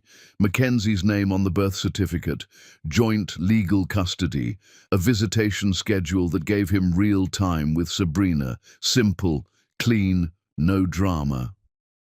Then Gregory Harvey showed up. He walked into the courthouse like he owned it, his lawyer, expensive, ruthless, beside him, his expression cold calculation. Tabitha's blood ran cold. What is he doing here? I don't know, Mackenzie said, his jaw tight. He has no standing in this case. But he did. Somehow he did. His lawyer filed an emergency intervention motion, petition to establish grandparent visitation and temporary custody based on parental unfitness. Parental unfitness. The words hit like a bomb. They're claiming you're an unfit mother, Mackenzie's lawyer explained, her face grim. Gregory Harvey is arguing that Mackenzie's recent unemployment, combined with your business instability during the SEC investigation, creates an unsafe environment for Sabrina. He's asking for temporary custody while proper arrangements are made. Tabitha's vision went white with rage. He's trying to take my daughter. He can't win, the lawyer assured her. This is a Hail Mary, but we need to be prepared. He's going to paint you both in the worst possible light. The hearing began. Gregory Harvey's lawyer was smooth, polished, devastating. Ms. Saville, is it true that you concealed your pregnancy from Mr. Harvey? I didn't conceal. He left before I could tell him. But you never attempted to contact him after discovering the pregnancy. I tried. His father? Yes or no, Miss Saville? Did you attempt to contact Mackenzie Harvey directly about your pregnancy? No. So you made the decision to raise this child alone without giving the father any opportunity to be involved? He walked out. Objection, Mackenzie's lawyer interjected. Counsel is mischaracterizing the timeline. The judge sustained it, but the damage was done. Gregory's lawyer moved on to Mackenzie. Mr. Harvey, you recently resigned from your position as CEO of Harvey Capital Management, correct? Yes? And you're currently unemployed? I'm taking classes, exploring new career options. So you're unemployed, living in your ex-girlfriend's apartment, with no clear plan for your future. I'm living with my daughter and her mother while we build a stable co-parenting relationship. A relationship that began only 8 weeks ago after 5 years of complete absence from your daughter's life. Mackenzie's hands clenched. Yes. And during those 5 years, did you make any attempt to find Ms. Saville? To determine if you had a child? I didn't know. Did you make any attempt, Mr. Harvey? Any effort at all to verify whether the woman you'd abandoned might need support? I hired investigators. After how long? How many years passed before you hired these investigators? Mackenzie's voice was barely audible. 3 years. 3 years. So for the first 2 years of your daughter's life, you made no attempt whatsoever to locate the woman you'd been in a relationship with? No. The courtroom was silent. Then Gregory Harvey took the stand. "Your Honor," he said, his voice measured and sympathetic, "I'm here because I love my granddaughter, a child I only recently discovered existed. My son has a history of impulsive decisions and instability. Ms. Saville has shown a pattern of secrecy and exclusion. I'm simply asking for supervised visitation rights to ensure my granddaughter has a stable relationship with her family while her parents figure out their situation." He was good. Damn, he was good. Tabitha watched the judge's expression, saw the consideration there, and felt panic claw at her throat. Then Mackenzie stood. "Your Honor, may I address the court?" "Mr. Harvey, you have counsel. I need to say this myself, please." The judge hesitated, then nodded. Mackenzie walked to the center of the courtroom, and when he spoke, his voice was steady. "My father is right about some things. I was absent for 5 years. I made no attempt to find Tabitha for 3 years after I left. I've been unemployed for 2 months. By most measures, I look like an unreliable, unstable person who has no business being a father." Tabitha's heart sank. What was he doing? "But my father is lying about why he's here," Mackenzie continued. "He's not here because he loves Sabrina. He's never met Sabrina. He's here because 6 years ago, he tried to pay Tabitha $50,000 to disappear when she was 3 months pregnant with his grandchild." The courtroom erupted. The judge banged her gavel. Mackenzie pulled out a folder. "I have the check, the emails, the documentation of every attempt my father made to erase Tabitha's existence. He didn't suddenly care about his granddaughter. He cared about control, about making sure I didn't destroy the family legacy by being with a woman he considered beneath us." "This is slander," Gregory's lawyer started. "It's documentation," Mackenzie's lawyer interrupted, taking the folder, "and we're submitting it as evidence." Mackenzie wasn't done. "I was weak 6 years ago. I let my father control my life. I chose his approval over the woman I loved and the family I could have had.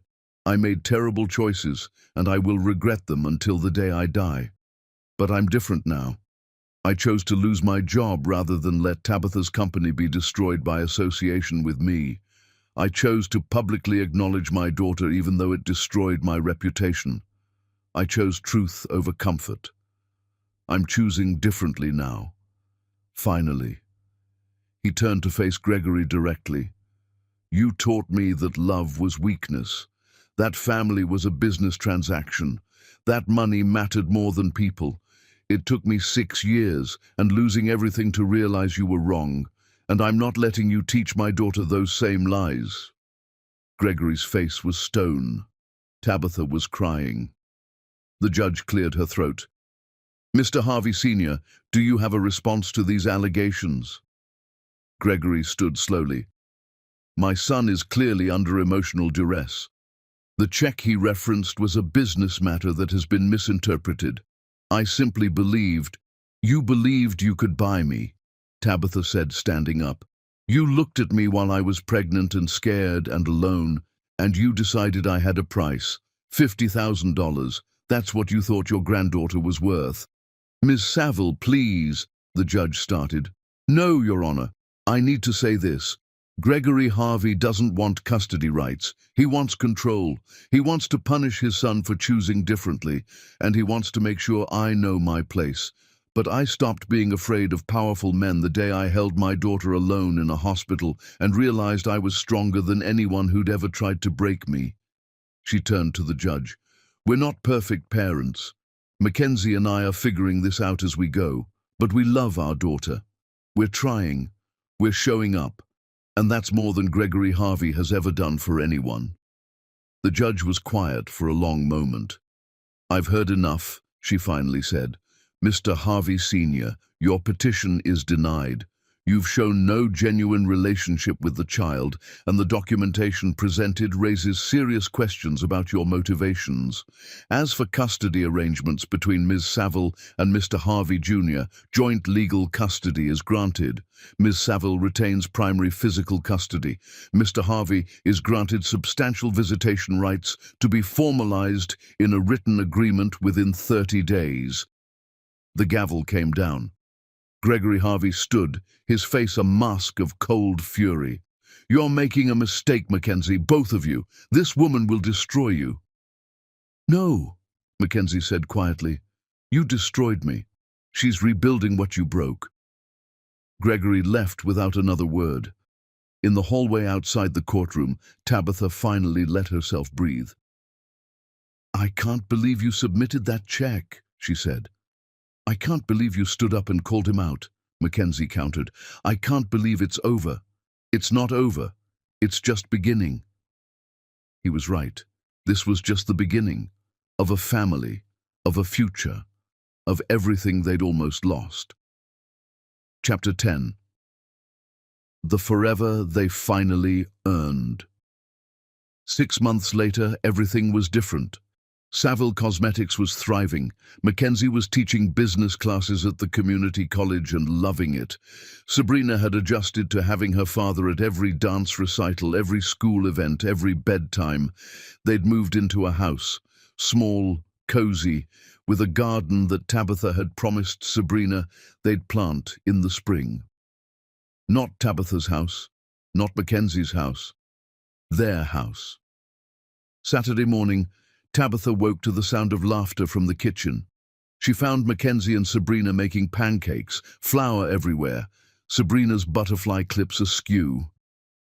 "We're making heart-shaped pancakes for Mama," Sabrina announced, "because Daddy says breakfast is better when it's shaped like love."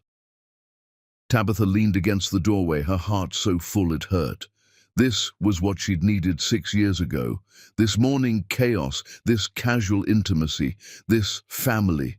But maybe they'd needed the pain to get here. Maybe the breaking was necessary for the rebuilding. "Earth to Tabitha," Mackenzie said, waving a spatula. "You want chocolate chips or blueberries?" "Both. Greedy, I like it." Later, after pancakes and dishes and sending Sabrina to play in the backyard, Mackenzie found Tabitha on the porch. "I have something for you," he said. He handed her a small velvet box. Tabitha's breath caught. "Mackenzie, it's not what you think. Open it." Inside was a simple silver bracelet with a single charm, a butterfly. "For Sabrina?" she asked. "For you, because 6 years ago you were a caterpillar in a cocoon, and I left before I got to see you become a butterfly. But you did it anyway, without me, and that's the most beautiful thing I've ever witnessed." Tabitha's eyes filled with tears. "That's the sappiest thing you've ever said. I've been practicing. It shows."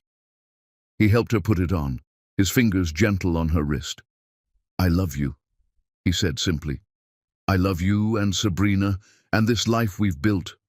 I love that you're stronger than me. I love that you saved yourself when I couldn't. I love that you let me try again anyway."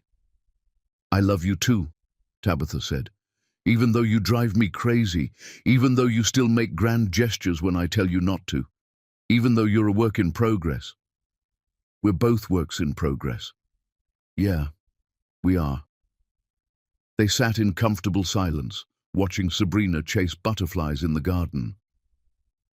"Do you ever regret it?" Mackenzie asked quietly. "Letting me back in?"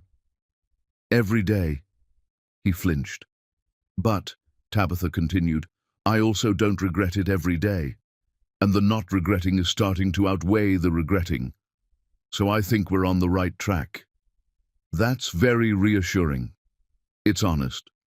I'll take honest over comfortable any day." Sabrina ran up to the porch, holding a butterfly that had landed on her finger. "Look, it likes me." "Of course it does," Mackenzie said. "Butterflies recognize their own." The butterfly flew away, and Sabrina watched it go with wonder. "Will it come back?" she asked. "Maybe," Tabitha said. "Maybe not. But there will be others." "I hope it comes back," Sabrina said. "I like this one."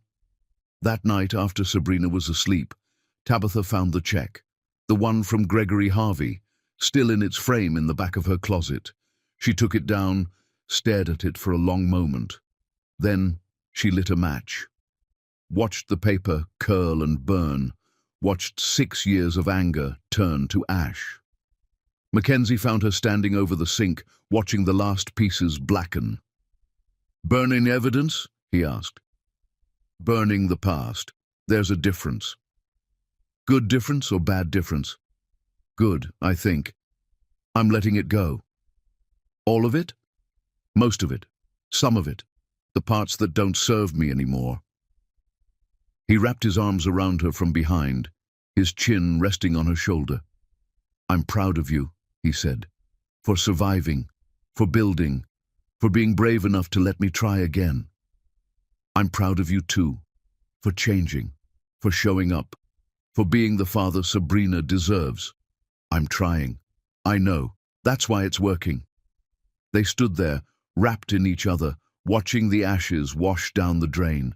The past finally released. The future finally possible. And in the room down the hall, their daughter slept peacefully, dreaming of butterflies and gardens and the family she'd always deserved. 6 years ago, Tabitha Saville had stood in a hospital alone, holding her newborn daughter, and promised herself she'd be enough. She'd kept that promise. But now, finally, impossibly, beautifully, she didn't have to be enough alone. Now she had a partner, an imperfect, trying, learning partner who showed up every single day. And that, Tabitha decided, was worth every tear, every fight, every moment of doubt. That was worth everything.